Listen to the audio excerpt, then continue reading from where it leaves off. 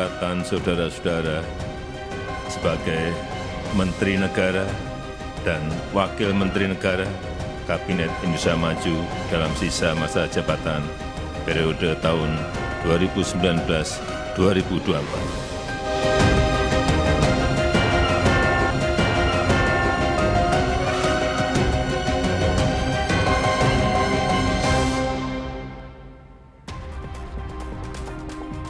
Saudara, di akhir masa jabatan, hari ini Presiden Joko Widodo melantik 3 menteri, 1 wakil menteri, dan 3 kepala badan di Istana Negara Jakarta. Mereka adalah Menteri Hukum dan HAM, Menteri SDM, Menteri Investasi sekaligus Kepala BKPM, dan tambahan Wakil Menteri Kominfo. Presiden juga melantik Kepala Badan Gizi Nasional, Kepala Kantor Komunikasi Kepresidenan, serta Kepala Badan Pengawas Obat dan Makanan. Pihak istana menyebut Presiden Jokowi mengangkat menteri, wakil menteri, dan kepala badan diperlukan untuk mempersiapkan dan mendukung transisi pemerintahan agar berjalan dengan baik, lancar, dan efektif.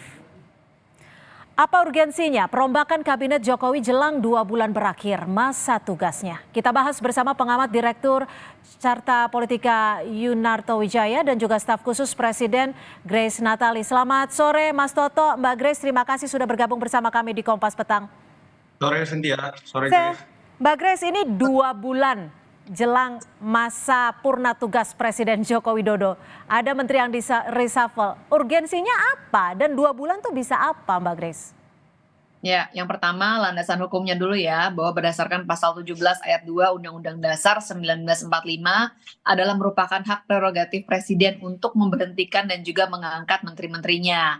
Kemudian kedua, ini harus dibaca sebagai sinkronisasi Mbak Cynthia antara pemimpinan Pak Jokowi ke kepemimpinannya Pak Prabowo, bahwa keduanya punya visi yang sama, yaitu pembangunan yang berkelanjutan untuk menuju Indonesia maju. Jadi karena ini adalah tagline-nya atau kata kuncinya itu di berkelanjutan dan sinkronisasi, timeline-nya jangan dilihat hanya 2 bulan di sisa masa jabatan, tapi 2 bulan plus 5 tahun. Begitu. Artinya menteri-menteri yang diubah ini akan masuk ke kabinet yang baru nantinya? Apakah personilnya akan masuk ke kabinet yang baru? Kita harus tunggu 20 Oktober. Kita harus tunggu karena ini adalah prerogatifnya Presiden terpilih Bapak Prabowo. Tetapi programnya atau kerjanya, sinkronisasinya sudah dimulai dari sekarang. Saya pikir ini adalah bentuk juga penghormatan atau kolaborasi yang baik sekali dari Bapak Presiden. Karena beliau juga tahu bahwa program-program yang besar itu tentu membutuhkan koordinasi yang lebih baik lagi. Misalnya program makan bergizi gratis. Ini kan program besar yang akan membutuhkan kerjasama lintas kementerian, lintas lembaga, lintas ke daerah. Oleh karenanya perlu persiapan agar nanti bisa langsung lari. Tinggal kerja Mas aja. Toto, logik tidak ketika 2 bulan setengah reshuffle kabinet, ini kompleksitasnya seperti apa? Apakah ini benar-benar efektif? Dan apakah ini hanya sekedar politis?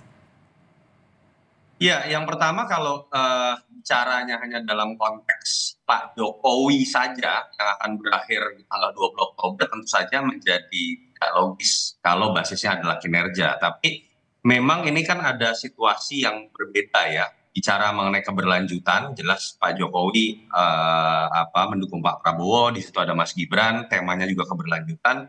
Menurut saya paling tidak kalau bicara di beberapa pos yang tadi diangkat masuk akal dalam konteks misalnya paling tidak ketika memilih kepala Badan Pangan Nasional, membentuk Badan Gizi Nasional, lalu kemudian kepala Kantor Komunikasi Presiden, itu kan terkait dengan gizi dan pangan ini kan program prioritasnya Prabowo Gibran dengan segala kontroversinya. Kita tahu tidak mudah dengan keterbatasan anggaran, pertanyaan dari publik. Sehingga menjadi masuk akal menurut saya ketika ingin ngebut nanti mungkin akan ada Kementerian Khusus Pangan juga, badan-badan terkait atau yang dibentuk itu kerja terlebih dahulu. Termasuk komunikasi Presiden memilih Mas Hasan Nasbi, saya pikir dalam konteks sisa 2 bulan mungkin dianggap harus mengerti terlebih dahulu gaya kerja dari Presiden sebelum dan kemudian bisa diterjemahkan untuk Presiden sesudah.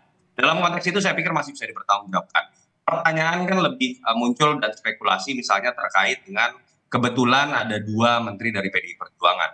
andai kata pun alasannya politis itu tetap bagian dari prerogatif presiden, walaupun kalau menurut saya kalau memang dianggap dalam konteks secara politik sudah mengganggu, alangkah baiknya presiden sebetulnya mengganti saja semua menteri PDI Perjuangan sehingga beban dalam proses transisi juga lebih mudah gitu Lalu ya. hitung-hitungannya menurut Anda kalau khususnya mungkin ya, khususnya untuk Menteri Yasona, ini apa karena memang politis saja atau memang posisi dari Menkumham ini merupakan titik rawan dan juga penting bagi parpol? Singkat saja. Ya, yang tadi terkait, sebenarnya saya pengen jelasin itu ya, pertanyaan paling besar adalah terkait Yasona. Orang pasti akan mengkaitkan dengan peristiwa besok. Akan ada Munaslup Golkar, dan ketika sudah dipilih ketua umum definitif yang baru, misal untuk kebutuhan pendaftaran pilkada 27 Agustus, ketua definitif itu kalau tidak disahkan oleh Kumham, itu akan jadi masalah buat Partai Golkar. Andai kata pun itu yang terjadi, ya saya pikir sah-sah juga. Walaupun itu makin menjustifikasi apa yang disebutkan oleh Kodari, bahwa apa yang terjadi di Golkar, jangan-jangan memang sebuah cerita dari tukang kayu yang sedang menebang pohon beringin gitu ya. Dan apabila itu terjadi pun itu sah-sah saja dalam konteks politik praktis seorang Jokowi ingin membangun sebuah kekuatan politik supaya transisi bagi Prabowo Gibran lebih baik, tapi paling tidak fakta itu akan terbuka. Ya, Mbak Grace, gimana kalau Anda meramunya nih bagaimana sih sebenarnya ketika mereshuffle kabinet? Apakah memang faktor-faktor dari menteri-menteri PDIP? Ya, nggak sampai ke situ. Istana itu tidak ikut campur dalam dinamika partai. Itu biarlah urusannya partai-partai. Terkait dengan posisi Kementerian Hukum dan HAM ini memang sangat strategis, sangat penting. Apalagi tadi kan dikatakan ya ada proyek atau program yang luar biasa besar dan akan sangat menyentuh orang banyak, itu terkait perbaikan gizi. Tapi ini kan belum pernah dikerjakan sebelumnya program sebesar ini.